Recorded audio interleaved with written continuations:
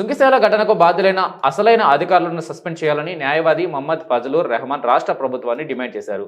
ఈ మేరకు శనివారం బషీర్బాగ్ ప్రెస్ క్లబ్లో ఆయన మీడియాతో మాట్లాడుతూ, గతంలో శాసన మండలి చైర్మన్ గుత్తా సుఖేందర్ రెడ్డి చెప్పినట్టుగా సుంకిసేలలో ప్రాజెక్టు అవసరం లేకున్నా మెగా ఇంజనీరింగ్ ఇన్ఫ్రాస్ట్రక్చర్స్ కాంట్రాక్టర్లతో అధికారులు కుమ్మక్కై ప్రణాళిక లేకుండా నాసిరకంతో కట్టడంతో రిటర్నింగ్ వాల్ కూలిపోయింది అన్నారు. ప్రారంభంలో ప్రాజెక్ట్ ఎస్టిమేషన్ వ్యయం 1400 కోట్లు కాగా 2 సంవత్సరాల లోపు అది కాస్త 2200 కోట్లు అంటే 800 కోట్లు వ్యయంగా ఏ విధంగా పెరిగిందని ప్రశ్నించారు. అంత వ్యయాన్ని హెచ్చించినప్పటికీ కూలిపోవడం ప్రజాధనాన్ని పూర్తిగా దుర్వినియోగం చేశారని ఆవేదన వ్యక్తం చేశారు. టనల్ కూలిపోయిన విషయం 5 రోజుల వరకు ఎండీ అశోక్ రెడ్డికి తెలియకపోవడం, డైరెక్టర్ రవికుమార్ 5 రోజుల తర్వాత రిపోర్ట్ చేయడం నిర్లక్ష్య ధోరణికి నిదర్శనమని అన్నారు. MD Ashok Reddy, director P Ravikumar, CGMD Sudarshan ను సస్పెండ్ చేసి చర్యలు తీసుకోవాలని కోరారు. సీజీఎం కిరణ్ కుమార్ ఇటీవల ఛార్జ్ తీసుకున్న Raj GM, Prashant DGM, Harish manager ను సస్పెండ్ చేయడం సరికాదన్నారు. శ్రీశైలంలో పని పూర్తి చేసిన తర్వాతనే సుంకిశాల పునర్నిర్మాణం చేపట్టాలన్నారు.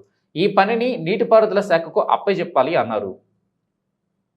ఈ విషయంపై గత నెల 18న మున్సిపల్ మినిస్టర్, ప్రిన్సిపల్ సెక్రటరీ ఎంఏయుడికి నోటీసులు సర్వ్ చేయడం జరిగిందన్నారు. ఇప్పటి వరకు ఎలాంటి చర్యలు తీసుకోలేదన్నారు. సాక్షాత్తు ముఖ్యమంత్రి ఈ శాఖకి మంత్రిగా ఉన్నందున సీఎం చొరవ చూపిన సమస్యను పరిష్కరించి న్యాయం చేయాలని విజ్ఞప్తి చేశారు. మరి చేసిన కరెక్ట్ ఉండాలి కదా, డిజైన్స్ కరెక్ట్ లేవు.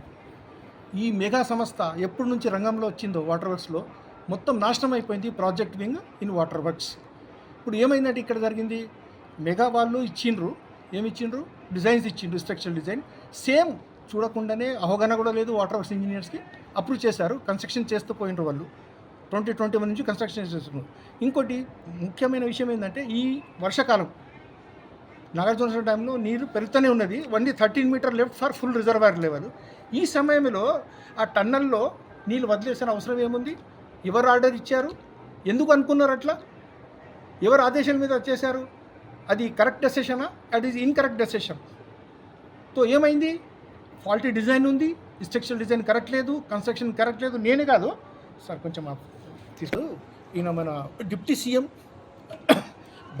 మల్లుబట్టి విక్రమార్క గారు కూడా అది చేశారు, కమెంట్ చేశారు. అది ఏంటంటే ఫాల్టీ డిజైన్ వల్ల అది అయింది.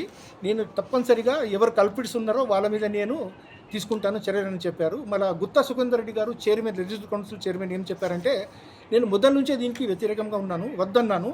శ్రీశైలం లెఫ్ట్ బ్యాంక్ కెనాల్ పూర్తి చేసిన తర్వాత అక్కడి నుంచి తీసుకుంటే పర్మనెంట్ బేసెస్ ఉంటాయి అన్నారు. చెప్పినా కానీ ఇట్లా చేశారు వీళ్ళు, ఇది వాళ్ళదే తప్పు అని ఆయన కూడా స్వయంగా చెప్పారు. ఇద్దరు పెద్ద లీడర్లు, డిప్యూటీ సీఎం గారు చెప్తున్నారు, ఇక్కడ లెజిస్లేటివ్ కౌన్సిల్ చైర్మన్ కూడా చెప్తున్నారండి. సో ఇప్పుడు ఏంటంటే, ఈ సంఘటన జరిగింది 2 ఆగస్ట్ 2024కి. మరలా ఎండీ దృష్టిలో కూడా వచ్చింది 7 ఆగస్ట్కి. ఆనాడు director projects T Ravikumar has submitted a report to MD స్వయంగా 7కి ప్రిన్సిపల్ సెక్రటరీ పంపించిండు. అయితే ఒక 4 మందిని సస్పెండ్ చేశారు.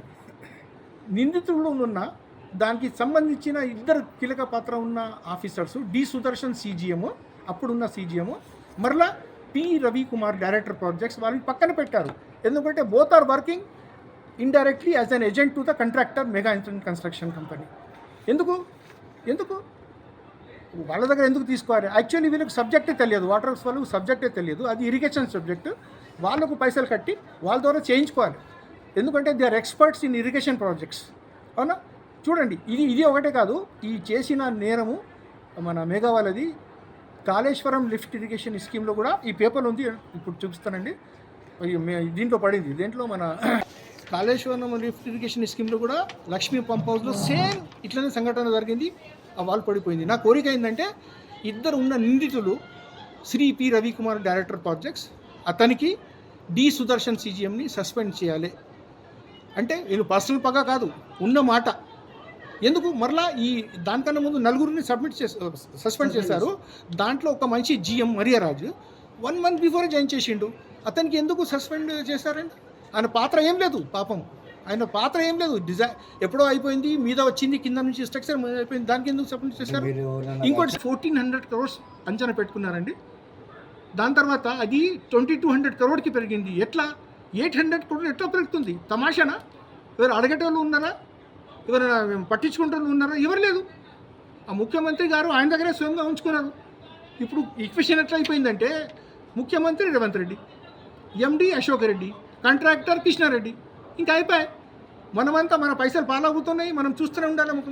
నా కోరిక ఏంటంటే వాళ్ళకు నిందితులు ఉన్న ఇద్దరికి సస్పెండ్ చేయాలి, రవికుమార్ సుదర్శన్ని.